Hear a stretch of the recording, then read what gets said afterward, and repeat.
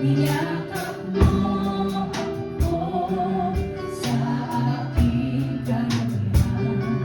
Inibig mo ako nang di kayang tumbasan. O Diyos ng katarungan at katwiran na kahit minsan di na maiiwanan, mabanalan kalwalhatian. Salamat sa suklong biyaya mo, O Diyos ng kahilingan. Mas malawak pa kaysa aking mga pagkakasalan. Iba sa buhay ko, salamat sa sukulang biyaya mo.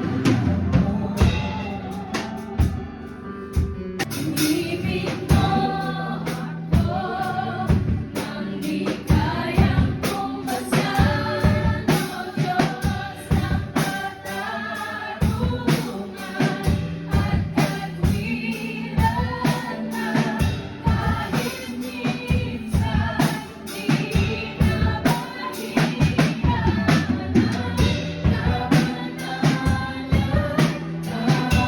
mabanalan kalwalhatian. Salamat sa sukulang biyaya mo, O Diyos ng kahilingan.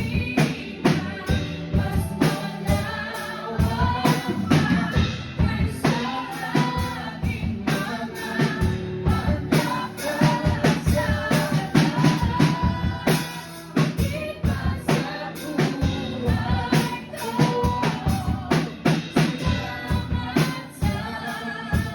sukulang biyaya mo. Panginoon, thank you Lord God sa opportunity na ito, Panginoon, na nandito kami, O Diyos, para matuto, para bigyan ng magandang music, Panginoon, ng aming worship para sa iyo, Panginoon. Lord, just continue to open our hearts, give us, Lord, a teachable heart this afternoon, O God. Hayaan mo, Lord, na gawin namin ito, Panginoon, para sa kalwalhatian mo, Panginoon, O God. At hayaan mo, Panginoon, na malugod ka sa bawat anak mo na narito, Panginoon, na handa, Panginoon, na gamit, Panginoon, ang kanilang mga talento, Panginoon, para sa glory mo. Lord, maraming pong salamat sa bawat isa na narito, Panginoon, O God. We give you glory, we give you honor, in Jesus' name. Amen and amen. Hallelujah. The true assistant pastor, because they are standing in the pulpit, and not just standing in the pulpit, but they are preaching in a melody term. So pag kayo sa praise and worship team, part na kayo, at hindi lang basta part, kundi kayo yung assistant pastor. Kasi nagpipreach din kayo sa melody nga lang. May harmony, may melody. Harmony, sama-sama tayo.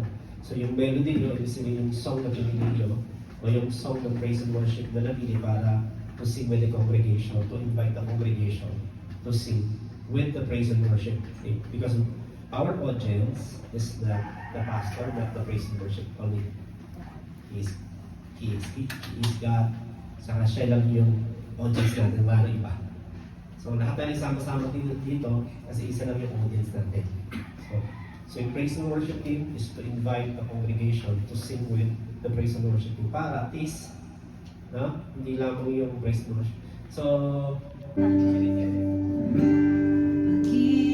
Pagkinapatin mo, ikaw ay mamasdan, magalingan, sa'yo ay umisan.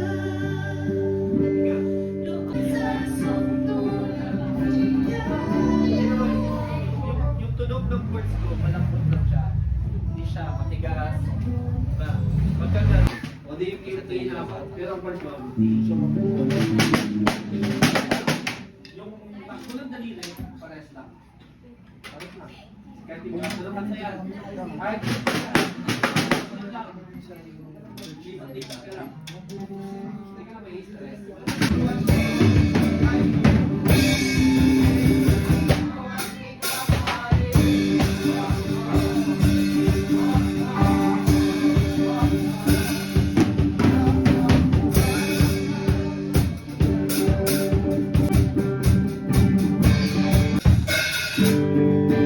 Sandali ba?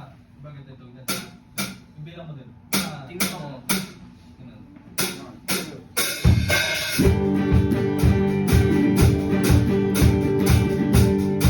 Bakit? Ganito.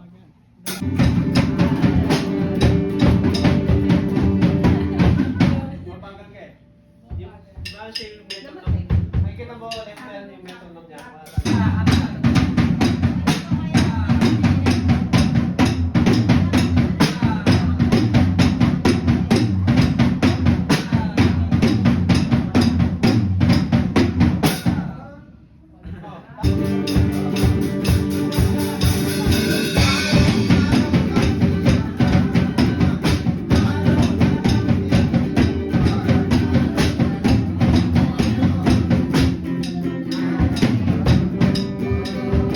Pareha lang yan naman yan, pareha. Pareha lang yan. Ganito lang yan, oh. Apat na dalawa. Dito rin yan, oh. Yan din yun. G din yan. Ito G.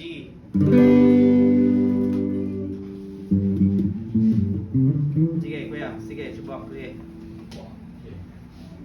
Pakita ko sa'yo yung iba-ibang klase G, ah.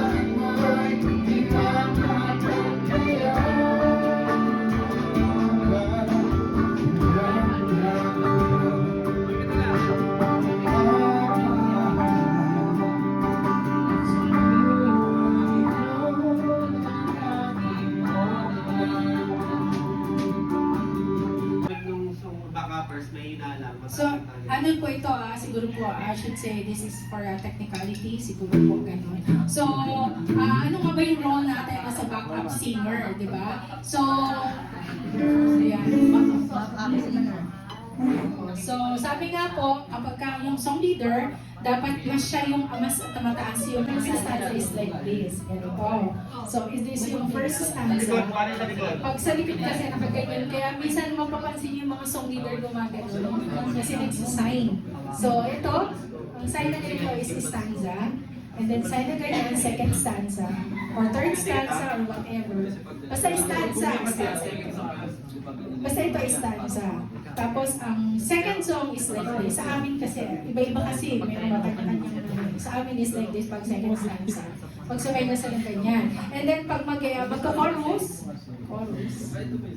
So, musicians, kailangan alam din ninyo ito, yung mga signal, para kapag ka yung worship leader, sinabi gusto ng chorus, alam nyo kung din saan kayo pupunta.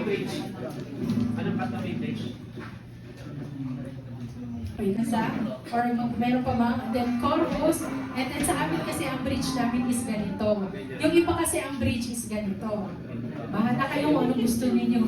Basta amin ito, sa amin kasi ito, and then pag mag-extra na kayo, magpapa-end na.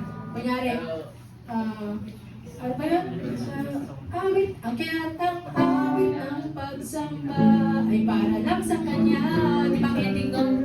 Ay para lang sa kanya. Ay para lang sa kanya. Ay para lang sa kanya. Ito, signal na to na mag-end ka na. Ito end.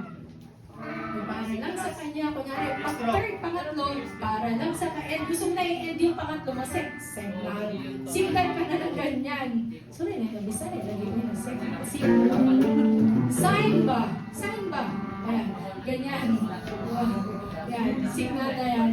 Hazard na. Yun na. Hazard na. Mag-end na tayo. Mga musician. Hindi kasi parang ma-practice din yung sa lungs mo, yung breathing din. Ha! Sige pa. Malakas pa. Ha!